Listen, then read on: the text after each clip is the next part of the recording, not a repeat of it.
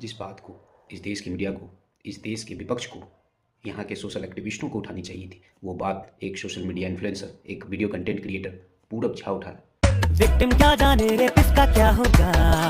jail मिलेगी या अगला नेता होगा, सड़के खुदी तो हेलमेट से भी क्या होगा,